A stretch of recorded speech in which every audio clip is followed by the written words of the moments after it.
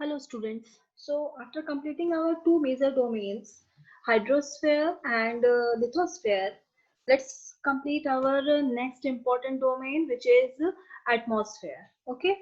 So atmosphere is a layer of gases. Okay, layer of gases which is covering our earth. It's like a thin blanket of air is an to our planet. Let's assume it's our earth. Okay. And इसी अर्थ के चारों तरफ हमारा एक पतला सा बहुत ही thin blanket जैसा कवर कर रहा है, इसे बोलते हैं एटमॉस्फेयर। ठीक है, अब इसे ब्लैंकेट क्यों बोल रहे हैं, ये बहुत इंपॉर्टेंट चीज है। ब्लैंकेट जो कि हमें किसी चीज से कवर कर रही है, ठीक है, किसी न किसी चीज से कवर कर रही है, इज नोन एज ब्लैंकेट। ठीक है, तो पहला नंबर तो हमें ये पता है कि जो एटमॉस्फेयर है वो हमें प्रोवाइड करा रहा है बहुत सारी गैसेस। ठीक है, और वो गैसेस कौन कौन सी है?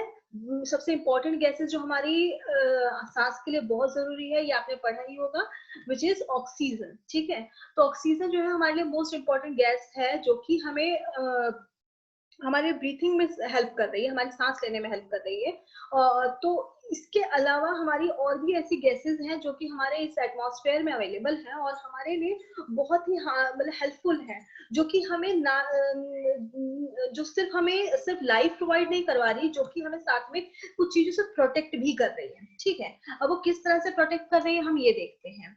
तब देखिए, फर्स्ट तो हम देखते हैं कि जो हमारा अर्थ है वो बेसिकली दो कितने 9 गैसेस, सॉरी, हाँ, टोटल कितने, 1 2 3 4 5 6 7 8 9, यस, टोटल 9 गैसेस से बना हुआ है हमारा एटमॉस्फेयर। ठीक है, इन 9 गैसेस में सबसे ज्यादा क्वांटिटी में जो गैस है वो है नाइट्रोजन, जो कि 78.08% है।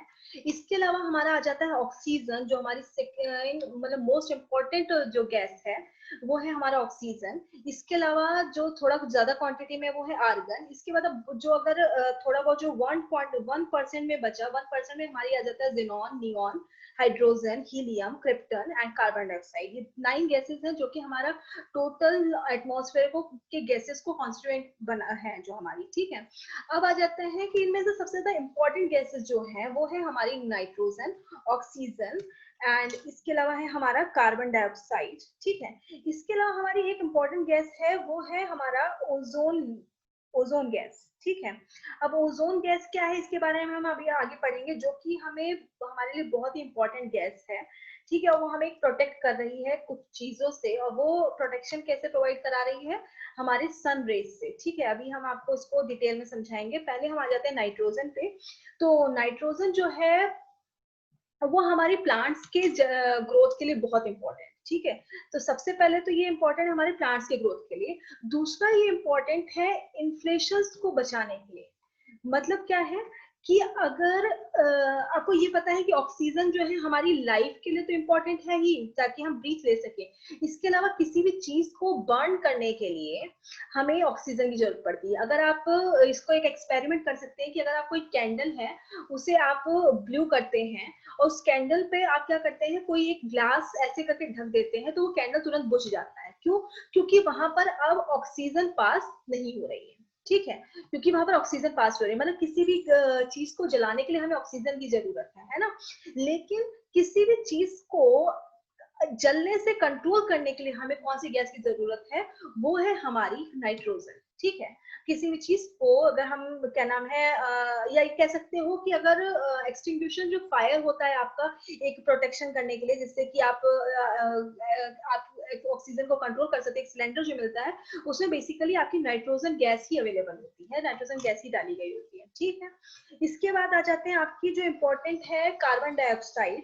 कार्बन डाइऑक्साइड बेसिकली ऐसी गैस है जो कि बहुत ही वार्म गैस होती है। ठीक है, यही कह सकते हो कि ये हमारे प्लांट्स के लिए बहुत इंपॉर्टेंट है, क्योंकि जो आपको पता है कि जो प्लांट्स हैं वो क्या करते हैं, कार्बन डाइऑक्साइड को एब्जॉर्ब करते हैं। कार्बन डाइऑक्साइड को एब्जॉर्ब करते हैं, कार्बन डाइऑक्साइड मतलब नॉर्मली CO2 जो हम बोलते हैं, CO2 को एब्जॉर्ब करते हैं, और जो ब्रीथ आउट करते हैं वो क्या करते हैं, ऑक्सीजन आउट करते हैं, ठीक है। तो हमारे लिए हमारे पौधों के लिए कार्बन डाइऑक्साइड बहुत जरूरी है, ठीक है। तो अब आता है कि अब इससे प्रॉब्लम कहाँ आई कि जो ऑक्सीजन है, उस ऑक्सीजन के अलावा हमारा जो कार्बन डाइऑक्साइड प्रॉब्लम क्या आई कि जो कार्बन डाइऑक्साइड है, क्योंकि सॉरी इसको हम बाद में पढ़ते हैं, ठीक है। अभी हम आ जाते हैं हमारी लेयर्स पे। ओके, लेयर्स हमारी जो है अब देखते हैं, जो atmosphere extends up to the height of about 1600 kilometre, ठीक है। अगर हम इसकी हाइट बात करें कितने लेयर तक फैला हुआ है, तो ये है 1600 किलोमीटर तक एरिया फैला हुआ है, ठीक है। और इसके अलावा ये बेसिकली आपके 5 लेयर्स में डिवाइड होता है, और इन 5 लेयर्स बनाने का कुछ बेस होता है, और ये बेस है कॉम्पोजिशन इसका, जो किस तरह की गैसेस से बना है, उसके अलावा टेम्परेचर कितना, वार्म टेम्परेचर किस लेयर पर है, उसके अलावा कुछ उनकी प्रॉपर्टीज हैं, जो प्रॉपर्टीज का उनमें कुछ स्पेशलिटीज हैं जिसके लिए वो यूजफुल है या यूजलेस है, ठीक है। तीनों दो कुछ भी हो इसमें से, ठीक है। तो हमारा जो आपकी गैसेस, अगर आपकी इन लेयर्स की बात करें तो ये आपकी लेयर्स हैं बेसिकली। फर्स्ट लेयर हो गई आपकी ट्रोपोस्फेयर, ठीक है। ट्रोपोस्फेयर जो आपकी सबसे क्लोजेस्ट लेयर है, जो कि आपके लैंड पार्ट से टच होती है, ठीक है। इसकी अपनी एक स्पेशलिटीज ये है कि ये सबसे ज्यादा डेंस है, क्योंकि इसमें बहुत सारे आपको क्लाउड फॉर्मेशन मिलेंगे। आप देख सकते हैं जो भी क्लाउड्स आप अपने ऊपर देखते हैं, वो क्लाउड्स जो है वो आपके ट्रोपोस्फेयर में मिलते हैं, ठीक है। यहाँ पर आपके जो थंडरिंग है या फिर क्लाउड फॉर्मेशन है या रेन जो आपका होता है, वो इसी एरिया तक सीमित है, मतलब यही इसी एरिया में आपको दिखेंगे डिफरेंट टाइप्स ऑफ क्लाउड्स, जैसे कि आप इस पिक्चर में भी देख रहे हैं, क्यूमुलोनिम्बस क्लाउड्स आपको मिलेंगे। इसके अलावा स्ट्रेटोक्यूमुलस क्लाउड्स, क्यूमुलोनिम्बस क्लाउड्स जो कि इस तरह से देख सकते हैं, ये बहुत ज्यादा रेन प्रोवाइड कराते हैं, ठीक है। तो इस तरह की आपके जो क्लाउड्स हैं वो इस एरिया में दिखेंगे। आप उसको कहते हैं कि डिस्टर्बिंग स्फेयर है, जिसमें कि आप ऑक्सीजन भी सबसे ज्यादा मिलते हैं, इस एरिया में आपको ऑक्सीजन मिलेगा। उसके अलावा आपको कार्बन डाइऑक्साइड मिलेगी, ठीक है। कार्बन डाइऑक्साइड क्योंकि आपकी सबसे भारी गैस होती है, तो इस एरिया में आपको कार्बन डाइऑक्साइड भी मिलेगी इस स्फेयर में, ओके। इसके बाद आ जाता है आपका, और हाँ, इसकी एक और खासियत है कि इसमें जैसे जैसे आप ऊपर जाते हैं, वैसे वैसे आपका जो टेम्परेचर है वो घटता जाता है, ठीक है। जैसे जैसे आप ऊपर जाते हैं वैसे टेम्परेचर जो होता है वो आपका क्या होता है, डिक्रीज होता है। टेम्परेचर क्या होता है, डिक्रीज होता है, ओके। नाउ अब आ जाते हैं दूसरा लेयर, जो कि है हमारा स्ट्रेटोस्फेयर। स्ट्रेटोस्फेयर का मतलब क्या है, यहाँ पर जो टेम्परेचर है वो क्या होता है, बिल्कुल बराबर होता है। यहाँ पर आने के बाद जो टेम्परेचर का जो डिक्रीज होता है वो घट जाता है, और टेम्परेचर जो है बिल्कुल इक्वल पर पहुंच जाता है। ये जो एरिया है, ये स्फेयर जो है आपका सबसे काम स्फेयर होता है, इसमें किसी भी तरह का डिस्टरबेंस नहीं होता। इसी वजह से आप देखेंगे कि जो आपकी फ्लाइट्स हैं, जो आपके प्लेन्स होती हैं, वो इसी एरिया में उड़ती हैं, ठीक है। यहाँ से जब लैंड होती हैं तो पहले वो स्ट्रेट क्या नाम है आपकी स्लांट एरिया में एंट्री करते हुए आपके क्या होती है, इस स्ट्रेटोस्फेयर पार्ट में अपना वो फ्लाइट कवर करती हैं, और अगेन जब उन्हें लैंड करना होता है दोबारा से वो एंटर करती हैं ट्रोपोस्फेयर में, ठीक है। और इसके अलावा आप अगर आते हैं आपके मेसोस्फेयर में, मेसोस्फेयर बेसिकली आपका जो है वो आता है, किसमें हेल्पफुल होता है कि इसमें आपको जो आपके डिफरेंट टाइप्स ऑफ रॉकेट्स होते हैं वो इसी एरिया में होते हैं। बाकी मिट्योर से रिलेटेड भी जो चीजें आपकी घटती हैं वो इस एरिया में आपको मिलेंगी। इसके अलावा आपको रेडियो मतलब जो सैटेलाइट्स है वो भी इस एरिया में आपको मिलेंगे। जो रेडियो आपका जो कनेक्ट होता है, या डिफरेंट टेलीविजन जो टेलीकास्ट होते हैं, वो बेसिकली आपके इसी एरिया से इफेक्ट होते हैं, मेसोस्फेयर से, ठीक है। उसके अलावा आपका थर्मोस्फेयर आ जाता है, जो कि आपका आउटर स्फेयर है, जिसमें कि आपका अर्थ पे डायरेक्टली कोई इस पे असर नहीं होता, और इसका बहुत ज्यादा कनेक्शन नहीं होता हमारे अर्थ से। ये एक तरह से इसको आप एक्सोस्फेयर ही बोल सकते हैं, जो कि हमारे इससे ज्यादा लिंक नहीं करता। यहाँ पर जो टेम्परेचर होता है वो बहुत हाई टेम्परेचर होता है, इसलिए इसका नाम भी थर्मोस्फेयर बोला जाता है। और इस थर्मोस्फेयर के बाहर का जो स्पेस है, वो एक तरह से हम अर्थ के जोन में उसे कवर नहीं करते हैं, क्योंकि एक तरह से वो अब ग्रेविटेशन, अर्थ की जो ग्रेविटेशन है उससे बाहर हो जाता है वो स्फेयर, ठीक है। तो मेन बेसिकली आपके जो इंपॉर्टेंट स्फेयर्स हैं वो है troposphere, stratosphere, mesosphere, thermosphere, and उसके बाद आता है आपका last exosphere, okay. So this is all about your spheres और लेयर्स ऑफ द अर्थ। ठीक है। अब इसके बाद आता है density of atmosphere varies with height. Yes, again जो आपका टेम्परेचर बता रहा है, टेम्परेचर से ही साथ में डेंसिटीज भी इफेक्ट करती है। ठीक है। Is maximum at sea level and decreases rapidly as we go up. Okay, जैसे जैसे आप अर्थ सरफेस को छोड़ते हुए अपर साइड में जाते हैं, उसी तरह से आपका क्या होता है, आपका जो डेंसिटी है वो धीरे धीरे कम होती जाती है। इसी तरह से जैसे ही आप टेम्परेचर भी ऊपर जाते हैं, वैसे ही टेम्परेचर भी घटता जाता है, और जैसे जैसे टेम्परेचर घटता है वैसे ही क्या होता है, ऑक्सीजन की भी कमी होती चली जाती है। ठीक है। इसी वजह से आपने कभी सुना होगा कि जो आपके माउंटेन क्लाइंबर्स होते हैं, वो क्या करते हैं कि एक ऑक्सीजन सिलेंडर अपने साथ लेके जाते हैं। क्यों? क्योंकि जैसे आप हाइट पर जाते हैं, आपका टेम्परेचर और डेंसिटी दोनों कम हो जाता है, और टेम्परेचर डेंसिटी कम होने के साथ साथ क्या होता है, ऑक्सीजन भी कम हो जाता है। ठीक है। सो बट क्या होता है कि ये जो चीजें हैं, ये जो प्रेशर है वो अलग प्लेसेस पर अलग इफेक्ट करती है, क्योंकि माउंटेन एरिया पर क्या होता है, टेम्परेचर कम होता है, तो वहां पर क्या होगा, हाई प्रेशर एरिया होगा। ठीक है। ऐसे ही कुछ एरियाज पे आप देखेंगे जहां पर लो प्रेशर होगा, जैसे कि आपका हो गया राजस्थान एरिया, जो कि वार्म एरिया है। वहां पर आप देखेंगे जो टेम्परेचर है वो क्या होता है, वो लो प्रेशर एरिया होता है। ठीक है। और आपका जो बेसिकली जो विंड है, उसका मूवमेंट भी कैसा होता है, हाई प्रेशर से लो प्रेशर की तरफ जाता है। मतलब क्या है, अगर हाई प्रेशर एरिया है और उस लो प्रेशर एरिया है, तो जो मूवमेंट है विंड का, वो हाई प्रेशर से लो प्रेशर की तरफ होता है, जिसको भी बोलते हैं wind. Okay. Okay, now come to your biosphere, जो कि तीनों का प्रोडक्ट है। मीन्स तीनों का प्रोडक्ट का मतलब क्या है कि आपके जो बोला गया आपका lithosphere and hydrosphere and last is atmosphere. ठीक है। इन तीनों का तीनों के इन्फ्लुएंस के बाद आपका ये स्फेयर निकल कर आता है, जो कि एक नैरो जोन है, जिसमें कि आपस में चीजें इंटरकनेक्टेड हैं। ठीक है। ये फिगर ही आप देख रहे हैं, जिसमें कि चारों चीजें आपकी अवेलेबल हैं। एटमॉस्फेयर भी दिखाया हुआ है, हाइड्रोस्फेयर भी दिखाया हुआ है, लिथोस्फेयर भी दिखाया हुआ है। ठीक है। अब ये सारी आपस में कैसे कनेक्टेड होती हैं, आप सिंपल देख सकते हैं कि आपका जैसे लाइक एटमॉस्फेयर है। ठीक है। एटमॉस्फेयर से मान लीजिए बादल बन रहे हैं, और बादल से क्या होता है कि आपके हमें वाटर मिलता है। ठीक है। ये वाटर आपके किस में फिल होते हैं, या तो ये आपके पॉन्ड्स में फिल होंगे, या रिवर्स में भी हेल्प करेंगे। ठीक है। उसके अलावा कहीं अगर ग्लेशियर्स के आसपास बैठ रहे हैं, तो ग्लेशियर्स के लिए भी हेल्पफुल है। ठीक है। अब ग्लेशियर्स के अलावा हम ग्लेशियर्स से भी हम पानी पाते हैं। ठीक है। और ये जो वाटर हमें रेन वाटर मिला है, ये हमारे किसके लिए इंपॉर्टेंट हो जाते हैं, एग्रीकल्चर के लिए इंपॉर्टेंट हो जाते हैं। ठीक है। क्योंकि ये एग्रीकल्चर में हमें हार्वेस्टिंग के लिए हेल्प करते हैं। ठीक है। उसके अलावा ये वाटर है जो हमारे पीने के काम आ जाता है। ठीक है। फिर इस वाटर अवेलेबिलिटी की वजह से ही हमने आपने लास्ट टाइम देखा, बताया मैंने कि आपके जो छोटे छोटे बहुत तरह के ऑर्गेनिजम्स, जैसे कि माइक्रोब्स और बैक्टीरियाज आपके जन्म लिया, उसके बाद जो बड़े बड़े मैमल्स बने, ह्यूज मैमल्स आए, जिसमें मैमल्स में इसमें कि हम भी इंक्लूड होते हैं। ठीक है। तो सबसे पहले हमारे जो सबसे छोटे से छोटे जीव हैं, जैसे कि आप बोल सकते हैं जिनको कि अमीबा टाइप या एटम्स, जो आप एल्गी जो हैं, वो सब हमारे इंट्रोड्यूस हुए, माइक्रोब्स टाइप और बैक्टीरिया टाइप। और उसके बाद आपको बड़े ह्यूज मैमल्स इंक्लूड क्या नाम है इंट्रोड्यूस हुए। All the living beings organism including humans are linked to each other and to biosphere for survival. Yes. अब जैसे इसी पिक्चर में आपको देख रहे हैं कि it's just like a cycle. ठीक है। जैसे कि यहाँ से वाटर आया, वाटर आपके इस लैंड पार्ट में गया, जिसको कि लोगों को किसके यूज में आया, ये क्या नाम है, पानी पीने के यूज में आया, एग्रीकल्चर के यूज में आया।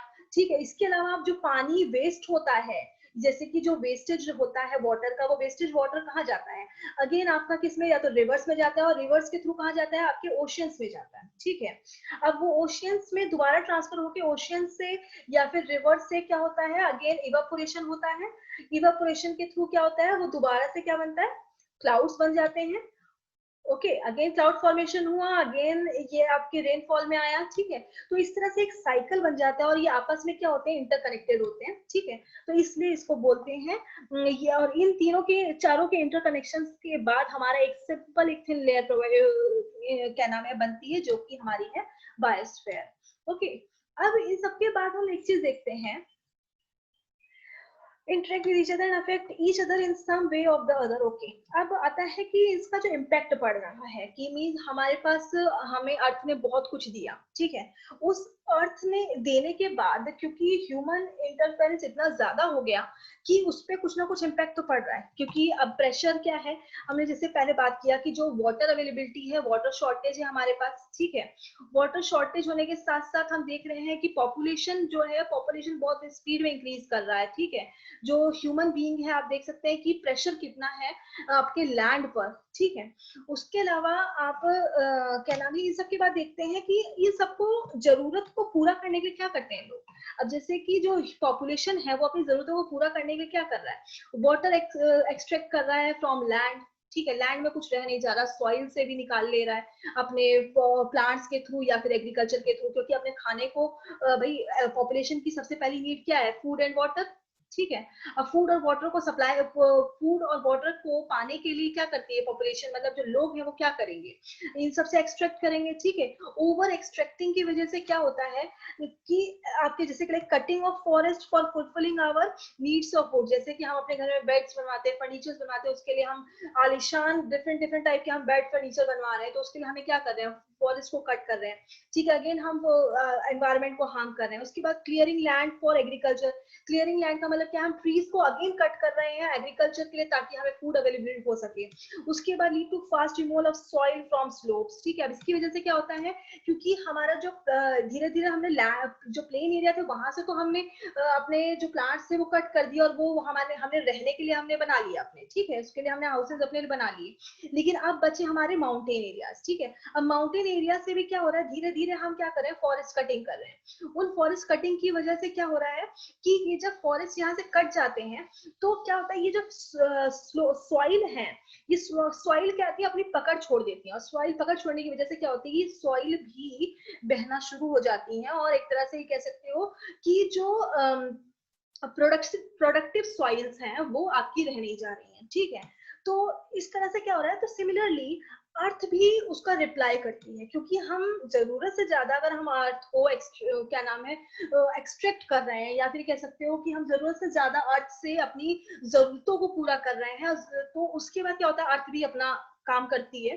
तो अर्थ किस वे में काम करती है, जिसको कि हमने नाम दे दिया गया नेचुरल कैलेमिटीज का नाम दे देते हैं हम, जैसे कि अर्थक्वेक। हम क्या करते हैं अपने किसी जैसे कि टनल्स बनाते हैं, जो कि आपके अर्थ के अंदर घुसकर हम क्या करते हैं, टनल्स बनाते हैं, चाहे वो माइनिंग के लिए हो गया, चाहे हम डिफरेंट मेट्रोज के बिल्ड के लिए होता है, हम जो बनाते हैं टनल्स, तो उसमें क्या होता है, हम इसमें खुदाई करते हैं, बड़ी बड़ी मशीनें हम डायरेक्टली क्या करते हैं, अर्थ के अंदर डालते हैं, ठीक है। इसकी वजह से क्या होता है कि जो अर्थ का जो स्टेबिलिटी है वो डिस्टर्ब होती है, ठीक। अर्थ की जो स्टेबिलिटी है वो डिस्टर्ब होती है, और जिसकी वजह से हम इस तरह की कैलेमिटीज, अर्थक्वेक्स देखते हैं, सुनामी देखते हैं, जैसे कि अंडमान निकोबार में अभी 2004 के आसपास, 2004 में अंडमान निकोबार में बहुत सारा क्या नाम है पानी जो हुआ, उसने क्या नाम है जो ओशन वाटर था वो उसने अंडमान निकोबार को सबमर्ज कर दिया अपने अंदर, ठीक है। बहुत सारा पार्ट ऐसा था जो डूब गया पानी के अंदर, तो इससे क्या हुआ, बहुत सारे जान और माल की हानि हुई, ठीक है। उसके बाद discharge of waste material into lakes and rivers make the water unsuitable for human use.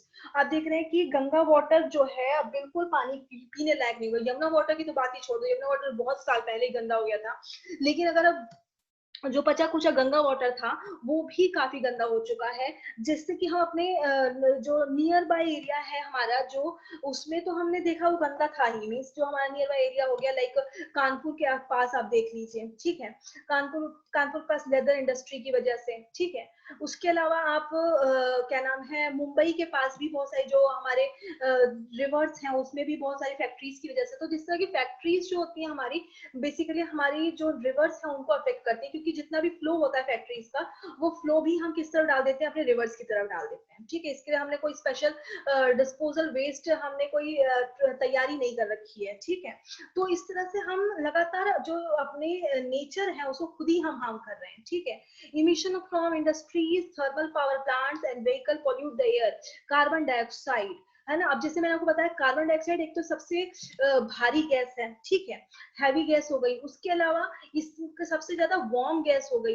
इस वार्म गैस के लगातार इंडस्ट्री से निकलने की वजह से, थर्मल पावर प्लांट से निकलने की वजह से क्या हो रहा है कि जो आपका जो अर्थ है वो एक तरह से warm warm areas, warm zone बनता जा रहा है, ठीक है।